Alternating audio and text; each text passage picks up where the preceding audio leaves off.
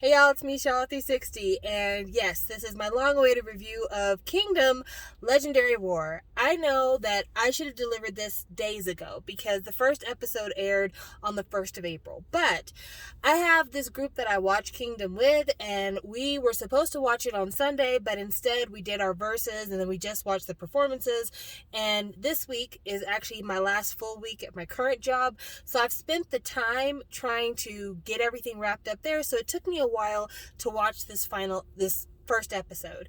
And so I finally have it watched and I have notes front and back to talk about. So let's just talk about Kingdom. I'm going to start with the very beginning of the show, which is the boys coming in. So the boys is a K-pop group. They're a younger K-pop group. I think they're probably 3 or 4 years old maybe, but they were the winners of Road to Kingdom. And so they come in the building super duper confident, which I understand. I would come in the building confident too if I already had a win under my belt. So they come in super confident and everybody's glad to be back there, but also they're excited to see their competition, to see how well they'll do, to see if maybe because they won Road to Kingdom, if that makes them kind of not equals per se, but make them somebody that the public will consider an even match for these other groups. Then you have Stray Kids coming in, and the edit for Stray Kids, I wrote down here, was painful to watch. Okay, Hyunjin is still a part of the filming for the first episode, and they did everything they could to cut around him, and it was just tough because I don't have any particular opinion about his bullying scandal, only because Stray Kids is not a group I really follow. I feel like the details that have been released have been very vague, and so I'm not going to say that he deserves to be edited out like this, but it's hard to watch because he is one of the visuals, even though he's more than a visual, but the fact of the matter is he is one of the visuals. Prior to all of this going down, he's easily probably top 3 most popular members of that group. And so to have him cut out the way that they have, and knowing more than likely they filmed a lot of footage with him in it, focused specifically on him, it makes it to where a lot of the Stray Kids features in the episode feel very choppy because they're trying to chop him out, literally. But they seem like they were happy. So, it is what it is. Next we have ATEEZ, and I felt so bad for ATEEZ because the very first thing that comes out about them is foreigners know them, but you don't. And Wooyoung, he's so cute. He's just like, this is nice because then maybe people will finally know who we are. And I'm like, the baby, I'm sorry. But there's only 7 of them because Mingi is still absent and we hope for his recovery. If things don't get better for him in terms of being able to perform again, if maybe, mentally it's just too taxing, I completely understand, but you are definitely missed on the stage. So they're just like, we're just glad to be here because we feel like even though we've been on music shows and even though we've done like end of the year shows and all this other stuff, Koreans still don't fuck with us, and we'd like to get them to fuck with us because we're actually really nice kids. And I'm just like, oh, my babies, I love you. I hope that people treat you kind. Your mama's favorite. So anyway, after ATEEZ gets in the room, it gets super quiet, which I love the explanation for it. I can't remember who said it, but one of them said, the reason why it's so quiet is because the more people that are in the room, the less you're inclined to want to talk. And so, when the boys were in the room and then Stray Kids came in, the boys and the Stray Kids were kind of talking to one another. And then when ATEEZ came in the room, of course, they said hi, and it looks like 2 members of at least 1 member of Stray Kids and 1 member of ATEEZ are kind of friendly, so they were talking a little bit back and forth. But for the most part, they were being really quiet. So it was a combination of, now that there's so many people here, I guess maybe this is starting to feel more real and the nerves are starting to get to me because it's not a game. We have big competition here. But I thought that was nice that they acknowledged that they weren't being quiet out of disrespect or dislike. It's because it's nerve-wracking. This is nerve-wracking. Okay, so next we have B2B, and I labeled them the icebreakers because their energy is just so comedic and loose and fun that when they walked in the room, it just felt like the rest of the room breathed out. And I really love to see that. Also, the kids respect B2B so much vocally, and it was so nice that to see that love, because let's be honest here, a lot of international fans don't really give B2B that love, because there's a lot of things that B2B does that don't cater to international fans, which is the reason why they don't really have the same visibility. Like, first of all, B2B is really strong ballad wise. B2B is probably one of the strongest ballad groups you're going to find. And because of that, international fans don't really fuck with them like that, because we don't tend to be ballad biased. Another thing is B2B has a lot of television presence. Like, they do really good on Variety, they do really good music shows, they do acting is a big thing, especially Sungjae. Like, acting is his bread and butter. And so these are areas where I think a lot of international fans don't really spend a lot of time in if you're more K-pop focused. So it was really nice to see like how all these young guys, even though their style is completely different than B2B, they talked about how like vocally they couldn't wait to watch B2B perform because their vocals are legendary. So I thought that was really, really good. But also like, it was so funny because I think it was one of the members of Stray Kids like, we're facing them. This is awkward that I'm just staring at them, that we're just looking straight. Okay, I'm gonna look down. No eye contact. I thought that was so cute. That was adorable. Okay, also, I thought it was really, really cute that B2B kept talking about costumes and like, did we not get the memo that we're supposed to be wearing black and look like we're part of a BDSM club? Because like, we got on these white... I feel like somebody didn't tell us. We didn't get the dress code here. And then, of course, Eunkwang being the hot mess that he is. Oh my gosh, this guy. He is such the mess. He's adorable. He's charming. He's wonderful. But he is such the hot mess. He's like, you know what? Stray Kids has some English-speaking members. I'm going to speak my English to them. So he's like, hey, Bangchan, how are you? And of course, Bangchan being all nervous and stuff because B2B is B2B. He's like, I'm good. It's a pleasure to speak to you. And he's like, pleasure. And Peniel's like, dude, he's saying it's nice to meet you. Oh, fine. Me too. It's like, oh my gosh. Stop. Leave the children alone. Don't pick on the children like this. Stop that. Next is SF9. Now, if you have followed me for any length of time, you know I have flirted with the idea of listening to SF9, but it's just never really happened. I wish that somebody had said, listen, you don't got to listen to SF9, just look at them. Because if somebody had said that to me early on, I think the game would have changed for me, because SF9 walked into the room looking like the world's sexiest accountants. They were dressed. They had on these beautiful, like, suits and just black and white. That was the color scheme. Nobody was wearing no colors this whole show, but it was like white suit jackets with black clothes, or like all black with a white collared shirt. They're all tall. Everybody who was watching was like, these are the tallest, most beautiful motherfuckers we've ever seen. But they're not lying. SF9 is gorgeous, especially one particular member, Taeyong. Listen, I know this is the first time we're meeting each other, but I just want you to know, I would do anything for you. I would walk across many a sea. I would fight many a bitch in the street. I would do anything for you. You are perfection. My gosh, this man is so fucking hot. Oh my gosh, he's so good looking. He's so good looking. And I realize that this gray streak means I probably shouldn't be noting his beauty, but come on, it's like art. I may not know how to paint, but I can obviously tell if somebody's got skills. Come on now. That man is gorgeous. Woo! That man is beautiful. Anyway, I thought it was really cute how when SF9 walked into the room, they bowed all the way on the floor to B2B, which kind of embarrassed them. But I'm like, you know what? If somebody's like, oh, don't bow to us, going the extra effort and giving them a little bit more than what they expect is a nice way to kind of break the ice and show like, listen, even though you don't want it, I respect you too much not to do it.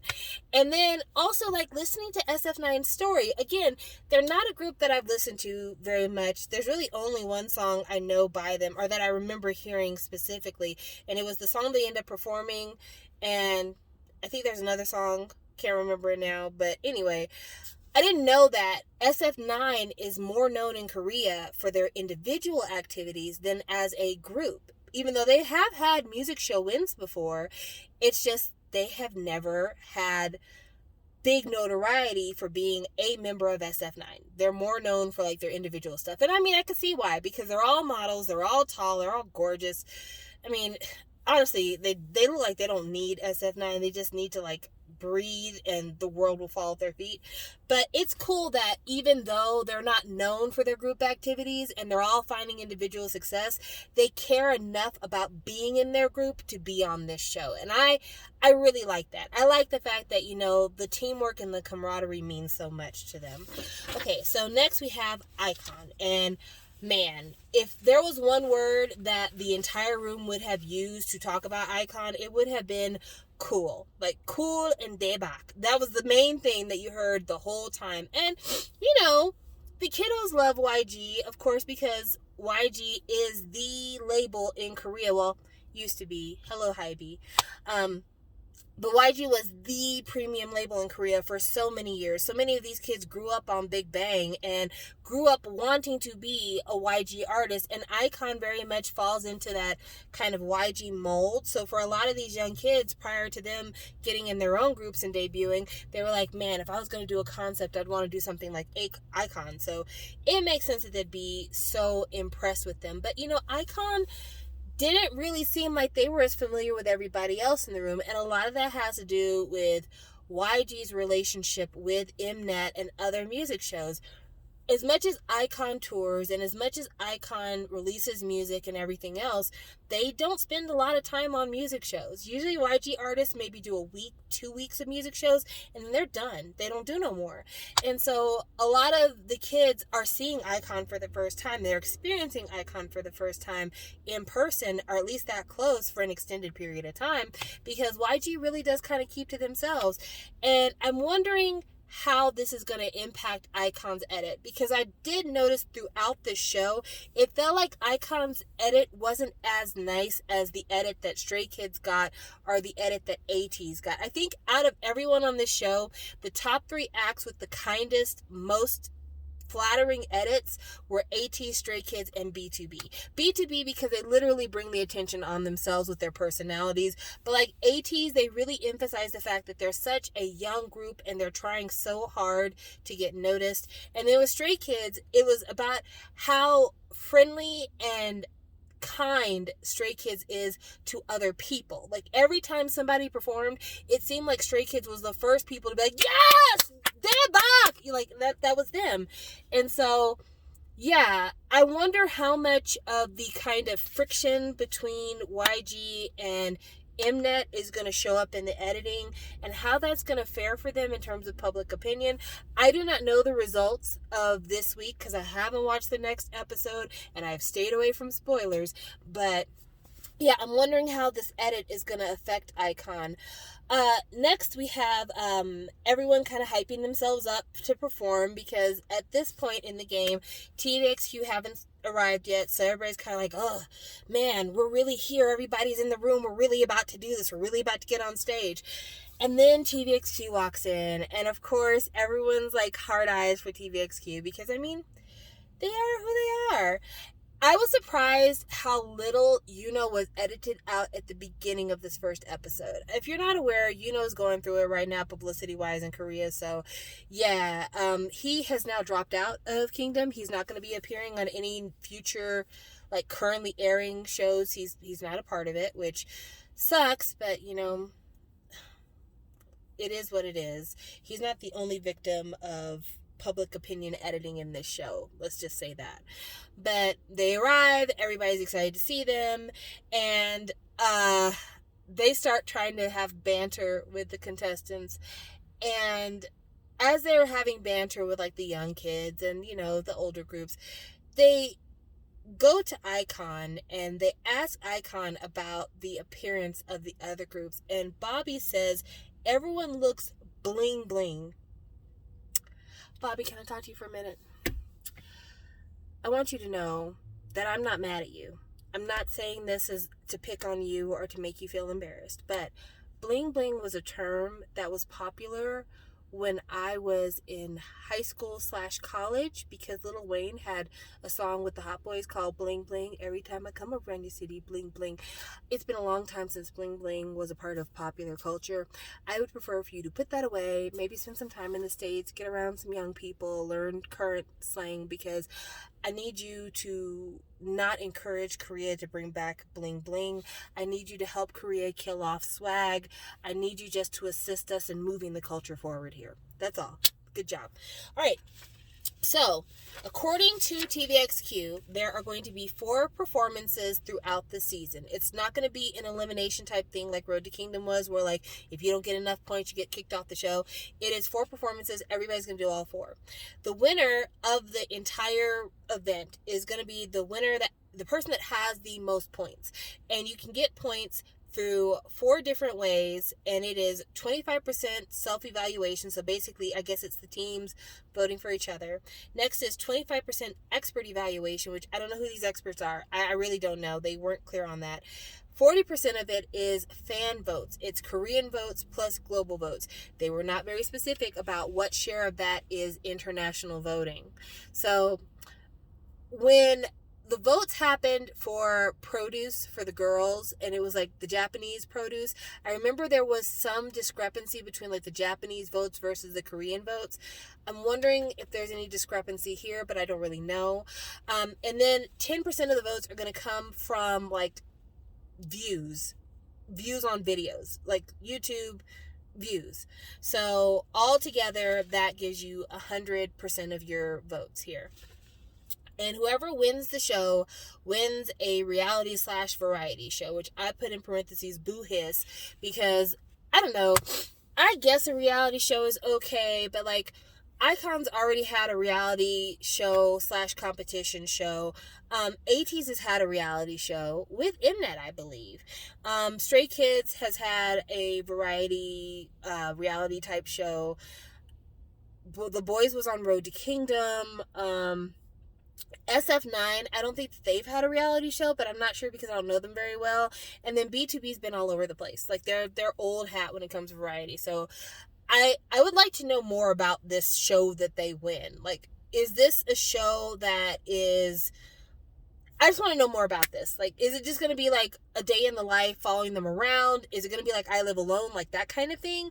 Or is it going to be something like Running Man where there's like a series of obstacles? Is it going to be like Law of the Jungle? Like, what is the format of this show? Because it's hard to get excited when you don't really know how this show's going to turn out. So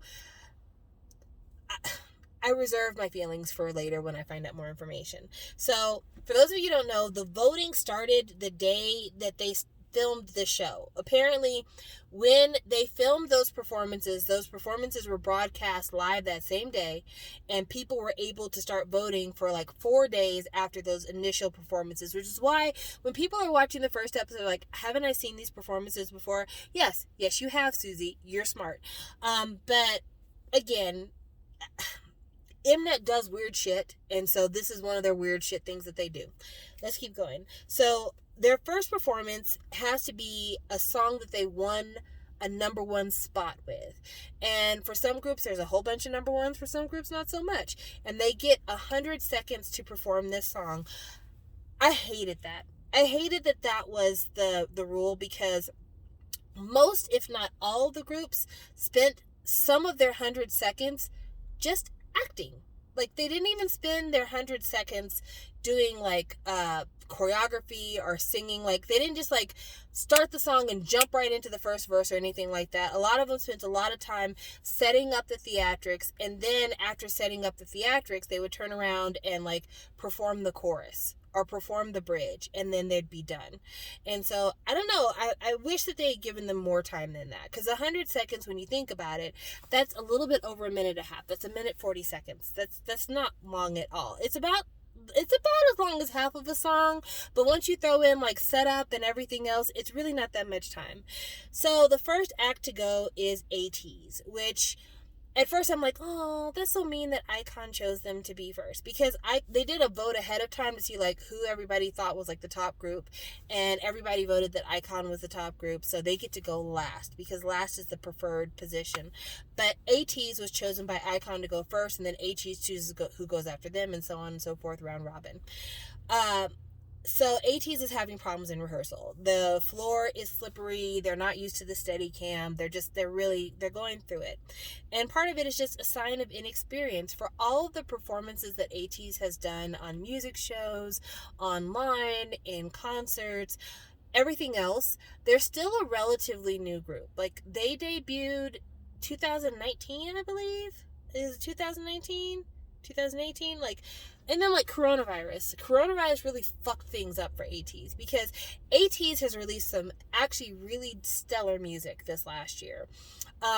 I did say when I talked about Fever Part 2 that I thought that it was getting a little repetitive, the production style, and they really need new producers. But there's one song on Fever Part 2 that you need to listen to today. It's a song called Take Me Home. If you like Blinding Lights, if you like I Can't Stop Me, please listen to Take Me Home. It's such a good song. Anyway, ATEEZ, they haven't had a chance to really stretch their legs out in public because of Corona. And because of that, it felt like they were a little bit shaky and kind of a little bit out of step when ATEEZ is known for being a performing group. And so when they got on to the show to start their performance, I remember not liking their performance. I'm going to read my notes here. It says, "This is embarrassing, wasting your seconds on acting. Yikes, blood. Sounds really bad vocally, but the audience seemed to like it. Stray Kids were very nice." Yeah, so you can watch the performance on YouTube. I like Stray Kids. ATEEZ. Don't get me wrong. ATEEZ, I collect ATEEZ. I've been buying ATEEZ albums since they first came out.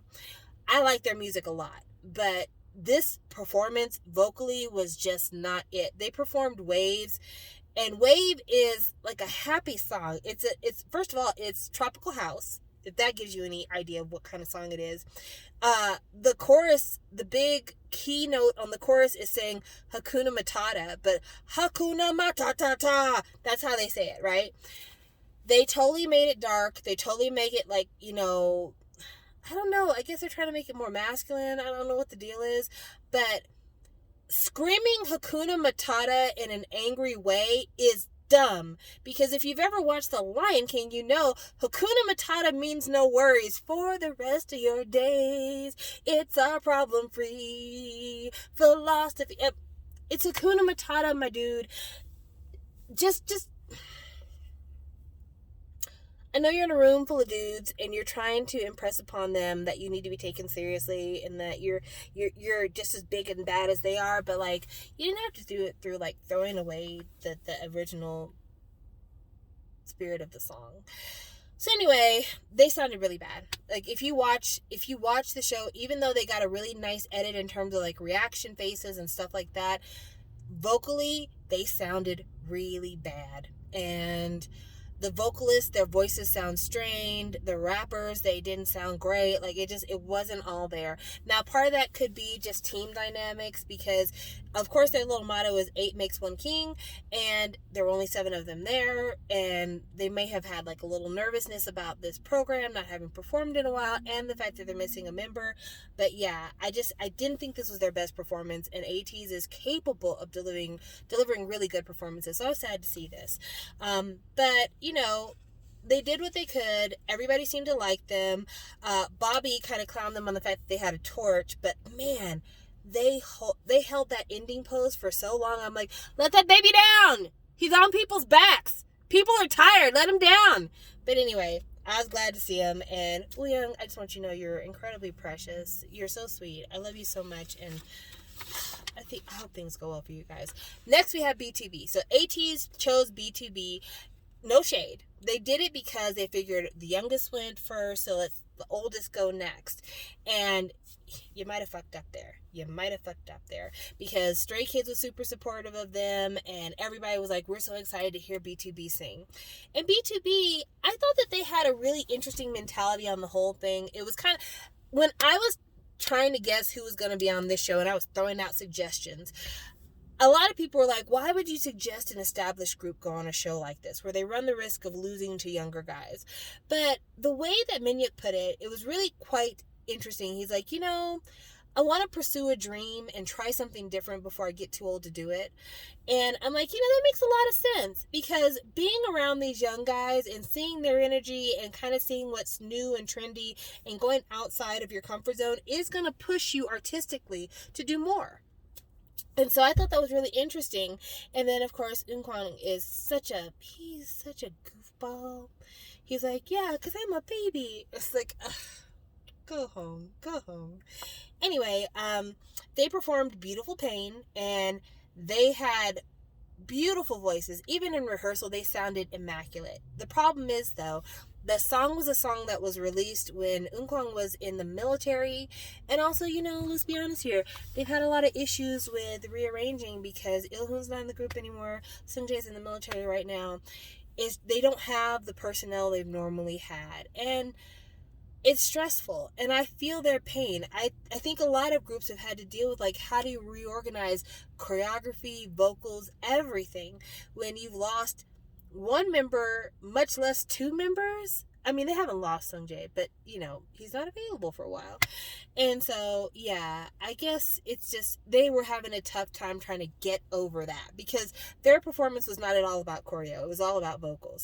So finally, they got it together and they begin their performance, and they begin with beautiful, impeccable vocal harmonies. Like, oh my gosh, B2B sounds so good. They sound so good. And Eunkwang, I just want you to know, you may be a fool, but you a singing ass fool. I would buy your solo album. I would need you to put a little R&B slant on it because I can't do a whole album full of ballads. I can't do that. But get the right producer, maybe throw some Gray in there, see if Cha Cha Malone is free, and I would buy it because your voice, there were so many times where he showed out in their performance. Also, I had an idea for them.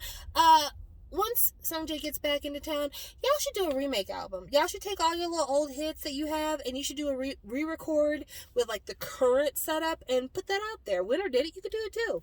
I think it'd be nice. Anyway, next we have SF9, and everyone is shaking because SF9 is sexy. Them boys are beautiful. They got a lot of good looking kids in their team. I know personally, I was like, ooh, hey. And they showed clips of previous stages that they've done. And some of their previous stages, the choreo was outstanding. Like, it was so interesting. They had one that they looked kind of like a windmill going by. It was incredible. So I was really looking forward to watching them perform. But they were having problems. First of all, Rowan, is that how you pronounce his name? He had injured his back, I think, and wasn't able to rehearse with them. Therefore, he wasn't going to be performing. And then there were some issues with just, sloppiness and the rehearsal not going well. Then, as they perform, Taeyong, my new bae, my new favorite, my new daddy, his mic pack slipped out and was just hanging on by a thread throughout their entire performance. Now, it does help that their choreo wasn't super hard for their performance, but at the same time, it was just like, you never want to see that happen because they are filming live vocals while they're dancing, and he had a main role in the song, so him losing his mic pack is not the best thing to have. Also, one thing I noted on here is that they didn't do a lot of singing in their performance. I feel like half their performance was them dancing, and then they sang the chorus kind of in the last half. And I don't know, with this 100 seconds, I wish people would take more advantage of their vocals for this. Because, yeah, dancing is cool, but a lot of these groups can't dance. People want to hear how you sound. And I think that's where B2B's strength comes in. Like, even though they're an older group and not known for their dancing, vocally, I don't think there's any group in this competition that can touch them. And you can fight me in the comments if you want to. All right, so then there was kind of a stretching contest because after SF9, it came down to either the boys or Stray Kids going next because iKON had a guaranteed last place. And they picked Stray Kids.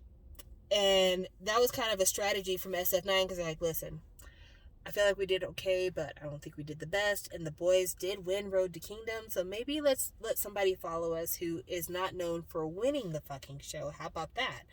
So Stray Kids rehearses. They are such babies.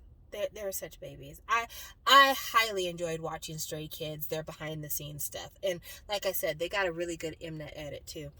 So they have a lot of rehearsal issues, mainly Felix and trying to get his choreo right, and he's such a serious young man. I don't know Stray Kids like that. I don't really follow them, so I don't know much about their personalities.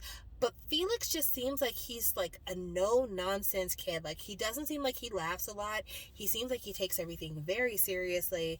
And because of that, like, it really was a lot of the members spending time in the behind the scenes to try to, like, shake him out of this kind of negative mental state that he was in. Because when he thought he had fucked up, he was kind of like, oh shit, I'm not gonna do this right, I'm hurting people, I'm not doing the things I'm supposed to do. And like, constantly they remember saying, it's okay, it's all right, don't stress, it's gonna be okay. But he's like, no, I fucked up. And while this was happening, he was having conversations with Bangchan, and it was so cute because he's like, he would talk to him in Korean for like one line and then talk to him in English for like 3 more lines, and like Felix would respond in Korean but absolutely understood everything he was saying. And I'm like, this little back and forth between languages, this is very cute. I like this a lot. But Stray Kids came out and they had an extremely theatrical performance. Like, their performance, no shade to nobody, don't take this the wrong way, it very much reminded me of back when EXO used to do Wolf. It was very much like wild beasts in the forest and intrigue and smoke and mirrors and like darkness. I thought it was really nice, but more impressing than the atmosphere that they created was the way they incorporated Felix's voice to help create this atmosphere. When he first started the song, because they did Miro. Did I tell you that the SF9 did good, guys? They did.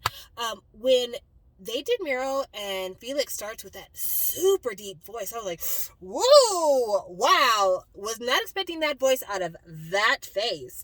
But yeah, they did really well, and they had a lot of movement, again, a lot of theatrics. I think they utilized their voices very well. Like, they didn't stress too much on any one particular part of the group for vocals. And also the acrobatics that they used very much remind me of a young GOT7 when they used to backflip all over the place. They finished with a backflip, so that was really, really nice. But yeah, I enjoyed their performance a lot. But I do think that if I was giving a vocal grade for this, just like I felt like SF9 didn't utilize their vocals correctly, I feel like with Stray Kids, this performance was more geared towards helping out the rappers and focusing on the attributes of the rappers and not as much on the vocalists. I hope that in future performances they will give a little bit more room, a little bit more time to the vocalist.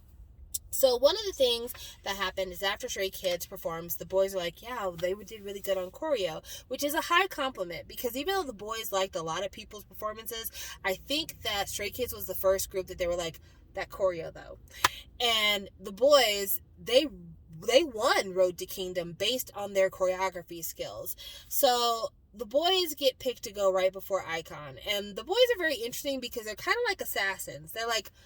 They're not so much focused on like, oh my gosh, I'm around all my Sundays and this is so exciting and, you know, I'm on TV and everybody's gonna see me. No, they're like, okay, we need strategy. How are we going to kill the rest of these groups? They're like a little assassin. They're cute.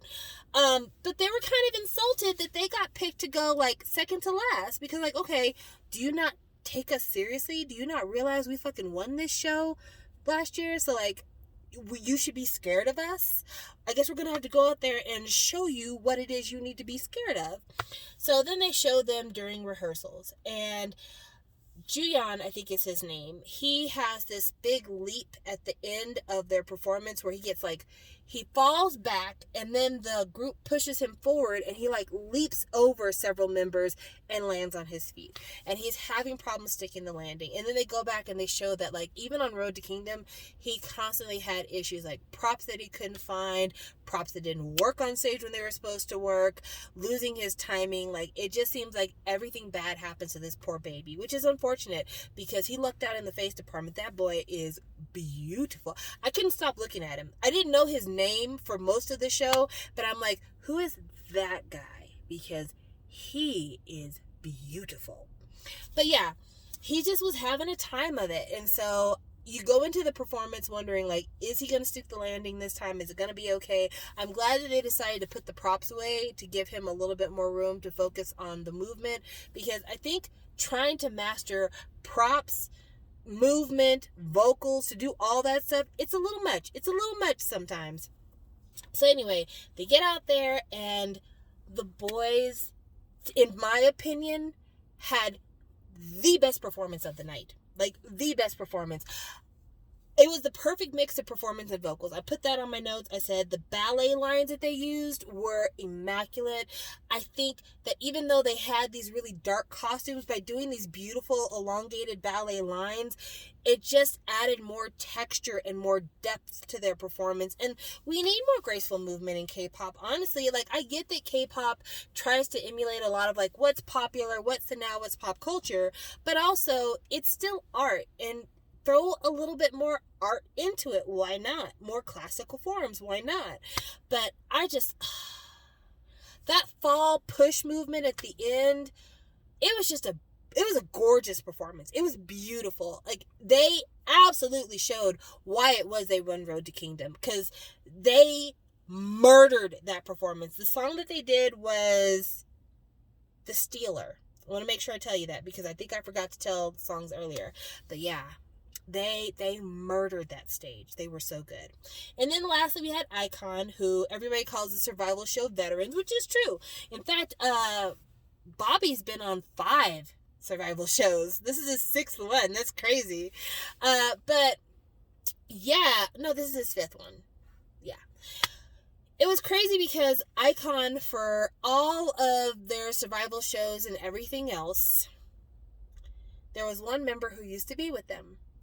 And as they're trying to show all of their wins and everything else, they're blurring out this one member. And I don't know, I felt like it was unnecessary. Listen, time is what it is. History is what it is. And blurring him out, who does that serve? People know he's there. It just brings more attention when you blur his face. But yeah, they have a lot of history with these shows. But then June, he brings up a good point. Like, when you're a veteran boxer, your decision to go back into the ring, even though there's excitement for those people watching, your thought is either I'm going to go in there and I'm going to get beaten up really bad and maybe win, or I'm going to go in there and get beaten up really bad and possibly lose. So the question is, do I want to get beat up today? And I was like, that's kind of a harsh way to put it, but also it kind of is what it is. You take a beating either way just by being there. So, I mean, at least they were realistic about the whole thing. Also, does Jinwon have new teeth? Am I the only one that noticed it, like, his teeth were like 2 sizes too big? And I feel like I've never seen him look like that before. So I feel like he got brand new teeth. Let me know if you saw it too. But they show them before the performance praying, which I found interesting because they were the only group that I saw that prayed before their performance. And then they went out there, and honestly, going after the boys was a bad position for Icon. Even though it is good to go last to leave that final impression, I feel like it was a bad position to be in, because the boys, like I said, gave a practically perfect performance. And while Icon didn't give a bad performance, Icon is a totally different kind of performer. Their performance felt like the kind of performance that you and I would be excited to see if we went to an Icon concert. Like, if we went to an Icon concert and they came out there doing Rhythm Ta and they were like, you know, we gonna get it popping, and like more emphasizing on the feel of the music rather than hitting those steps in time with one another, perfectly synchronized, we would be losing our shit, because that's what you do at a concert. You're not sitting there like, that person's leg was out of formation. You don't do that at a concert. When you're at a concert, like, oh my gosh, my favorite is on stage. Oh my gosh, they're performing. I'm so excited. Like that. And so you give them a little bit more room when it comes to performance. Icon didn't sound bad, and they're super charming, especially Bobby. Like, people, Icon was built around B.I. and Bobby. And it really shows, especially with B.I.'s absence, why that was. Because Bobby, you cannot stop staring at when he performs. He gives you great face. And so, like, watching them perform, really, really nice. But at the same time, it's just comparing their very relaxed, loose, fun performance to something that feels like technical perfection by the boys. It's just a very difficult position to be into. So after all the performances were done, everyone in the studio was like, you're my fave, I love you, you're the person I've been waiting for all day to see. And after that, they're like, by the way, people are going to be voting for 4 hours, and then we'll let you know who comes in what place. And so they started telling the order, and I have not seen the next episode. I have avoided spoilers, so I can't speak to anything that wasn't revealed in this episode. But in this episode, ATEEZ came in 5th place. Felt incredibly fair. SF9 came in 4th place. Kind of felt like a surprise. I kind of thought they were going to come in last. And B2B came in 3rd, which is very respectable for them because they hardly danced. They didn't dance at all. B2B didn't dance at all. And still came in 3rd through the power and the beauty of their voices. So, if I had to guess who came in 6th, 1st, and 2nd, I feel like Stray Kids came in either 1st or 2nd. I feel like the boys came in 1st or 2nd. And I feel like iKON came in last. I know. Controversial. Especially because those of you who are watching this probably know whether or not I'm right or wrong. But I feel like in terms of the performance and the interest, I feel like the boys were performing at such a high level that it'd be crazy for them not to come in 1st or 2nd. And if you're factoring in international voting, Stray Kids easily is the most popular international, which is why I think they'll come in 1st or 2nd. But hey, you know what the results are. I don't. So you have to go with the fact that this is my guess without seeing the 2nd episode. I won't be watching the 2nd episode until the weekend, and then I will try to do my commentary on Monday if I have time. But thank you guys for watching. I know this was a long video, but it was a long show. So the show was like an hour and 40 minutes. I did this in a little over 40, so I'm killing it, guys. Marked it in half. So anyway, thank you guys for watching. I really appreciate it, and I will talk to you for the next episode of Road to Kingdom. Bye.